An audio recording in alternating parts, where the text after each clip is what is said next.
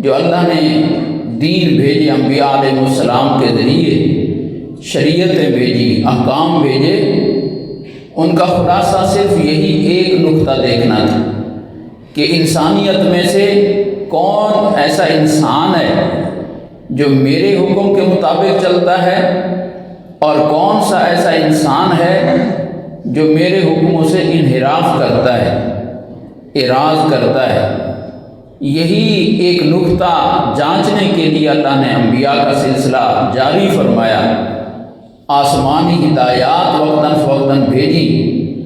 ہمارے پاس جو حضور نبی کریم صلی اللہ علیہ وسلم دین، قرآن، شریعت لائے، اس کا حاصل بھی یہی ہے۔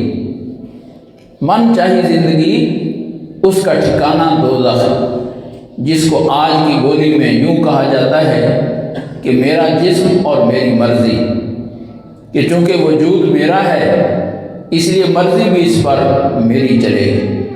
شعیب علیہ السلام کا قول، ان کی قوم کا جواب، قرآن پاک میں ان کے قصے میں ذکر کیا کہ قوم ان کی ناپ تول کی کمی میں اس گناہ میں مبتلا تھی، ناپنے میں اور تولنے میں ڈنڈی مارتے تھے، خیانت کرتے تھے۔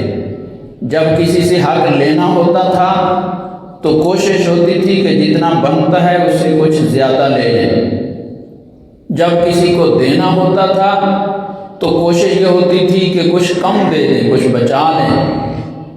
تو شعیب علیہ السلام نے نصیحت فرمائی کہ یہ اللہ کے حکم کی بغاوت کر رہے ہو، اس کا انجام اچھا نہیں ہے۔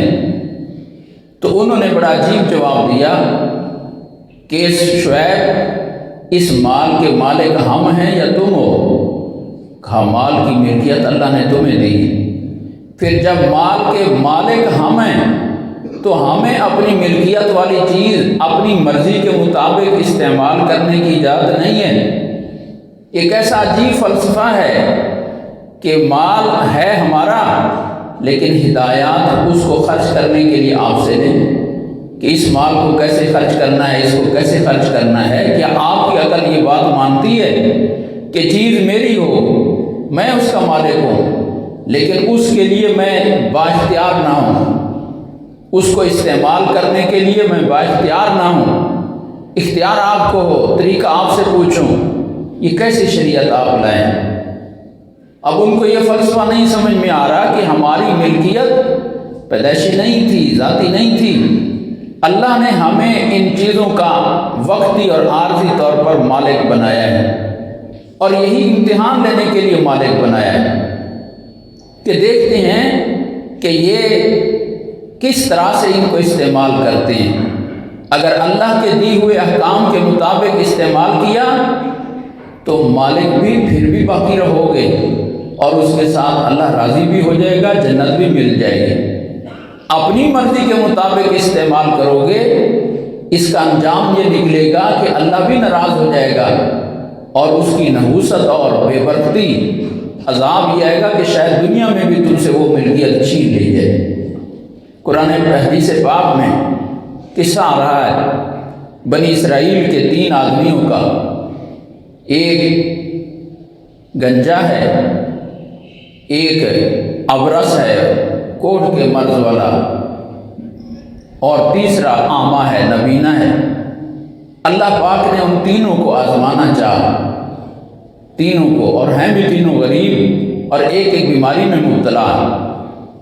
ایک فرشتہ انسانی شکل میں اقرا کے پاس، گنجے کے پاس آیا، اس کو کہنے لگا تیرے لیے سب سے زیادہ محبوب اور عزیز چیز کون سی ہے؟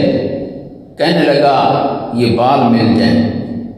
لوگ استہزاء کرتے ہیں، میرے لیے یہ بڑا عیب ہے، میری زندگی کی سب سے بڑی خواہش یہ ہے کہ میرا یہ عیب دور ہو جائے۔ بہت اچھا، دعا دی، دم کیا، جو بھی کیا، تو یہ تیرا عیب دور ہو جائے گا۔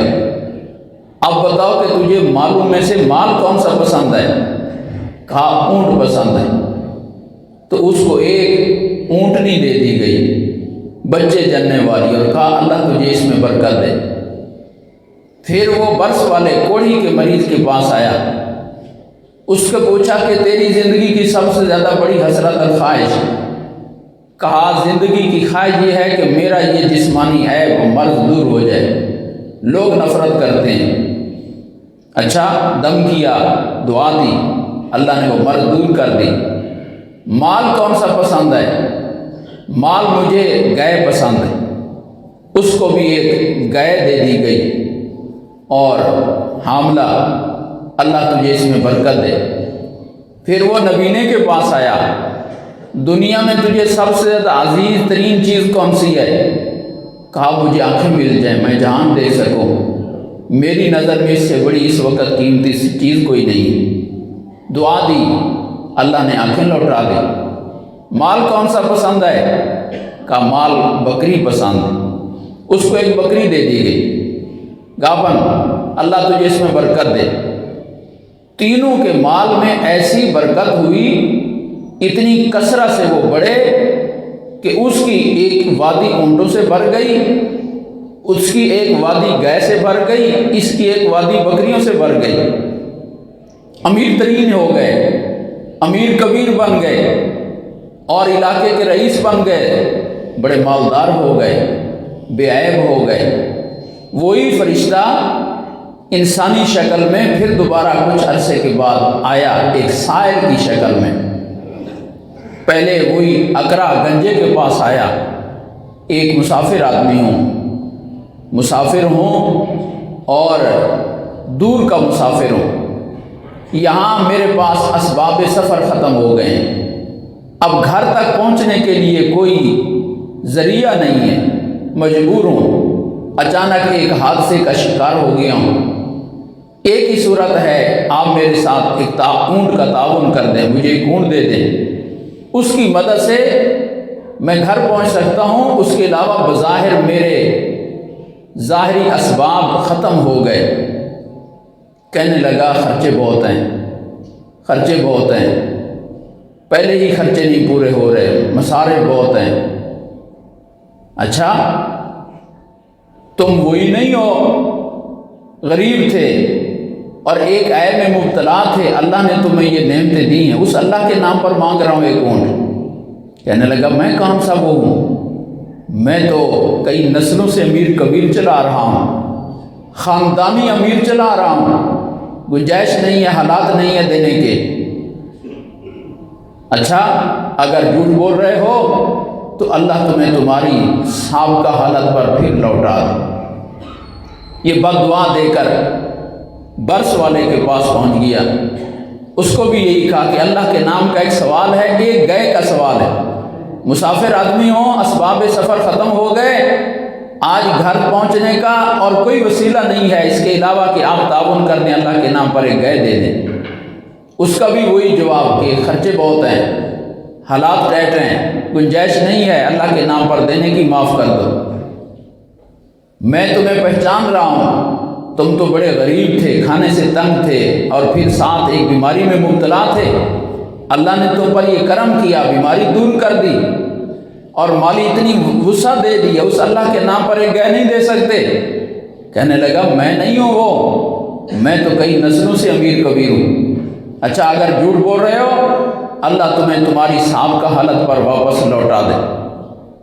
پھر تیسرے کے پاس آیا، نبینے کے پاس، اس کو بھی یہی سوال کیا کہ ایک مسافر آدمی ہو، راستے کے اسباب ختم ہو گئے، اب گھر تک پہنچنے کی کوئی شکل نہیں ہے اس کے سوا کہ آپ ایک بکری کا تعاون کر دیں، بکری کا تعاون کر دیں۔ جس اللہ نے آپ کو نبینا ہونے کے بعد آنکھیں دی، جس اللہ نے آپ کو غریب ہونے کے بعد یہ سارا مال دیا، اس اللہ کے نام پر ایک بکری کا سوال ہے۔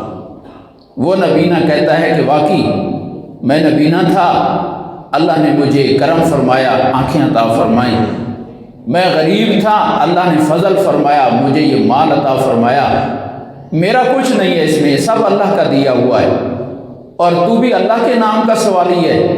یہ میری ساری بکریاں کھڑی ہوئی ہیں، یہ میری نہیں ہیں، جس ہستی کے، جس رب کے نام پر تو مانگ رہا ہے، یہ سب اس کا مال ہے، تو بھی اس کا بھیجا ہوا ہے، اس لیے جتنا دل چاہے اپنے لیے لے جا، اور جتنا دل چاہے میرے لیے چھوڑ جا، میں تیرے اوپر کوئی احسان نہیں کر رہا، میں اپنے اس رب کو دے رہا ہوں جس رب نے مجھے غریب ہونے پر یہ دیا ہے، لے جا اس کے نام پر جتنا تجھے ضرورت ہے لے جا اپنے لیے، اور جو میرے لیے چھوڑنا چاہے میرے لیے چھوڑ جا۔ تو وہ کہنے لگا کہ میں انسان نہیں ہوں، میں فرشتہ ہوں، اللہ پاک نے تم تینوں کو آزمایا ہے اور تم اس آزمائش میں کامیاب ہو گئے ہو، اور تمہارے پہلے والے 2 ساتھی ناکام ہو گئے۔ اب اس کا نتیجہ یہ ہے کہ تم اس جہان میں بھی باعزت رہو گے، مالدار رہو گے، آخرت میں بھی جنت کما گئے ہو، کیونکہ تم نے آخرت کو اور اللہ کے حکم کو ترجیح دی ہے۔ اور یہ 2 شخص دوبارہ اسی بیماری میں بھی مبتلا ہو جائیں گے، اسی غربت میں بھی مبتلا ہو جائیں گے، دنیا کی نعمتوں سے بھی محروم ہوئے اللہ کا حکم توڑ کر، اور آخرت سے بھی محروم ہوئے۔ وہ ان کا رب روٹھ گیا ہے، اور روٹھنے کی وجہ سے یہ دنیا اور آخرت دونوں کی بربادی اور تباہی اپنے کھاتے میں لے گئے۔ بھائی یہ ہے انجام۔ وقتی طور پر ایک آدمی کے پاس سب کچھ ہوتا ہے، نعمتیں ہیں، راحتیں ہیں، عزتیں ہیں، لیکن جب اللہ کو ناراض کرتا ہے ان چیزوں میں اور دنیا کو ترجیح دیتا ہے تو پھر اللہ پاک ناراض ہو کر وہ نعمتیں یہاں بھی چھین لیتے ہیں، آخرت میں بھی چھین لیتے ہیں۔ اور اگر وہ اپنے رب کے احکام کو ترجیح دے اور خود جھک جائے، اللہ کے حکموں کو سامنے رکھے، تو اللہ پاک دنیا میں بھی اور آخرت میں بھی اس کو باعزت کر دیتے ہیں۔ تو شریعت کا حاصل یہی ہے، رب چاہیے زندگی، من چاہیے زندگی، اور یہاں آ کر بھی اپنی عزت ٹکراتی ہے، کبھی مفادات ٹکراتے ہیں، کبھی جذبات ٹکراتے ہیں، کبھی غصہ ٹکراتا ہے اللہ کے حکم کے سامنے۔ لیکن کسی چیز کو بھی، کوئی چیز بھی ٹکرائے تو اس کو چھوڑ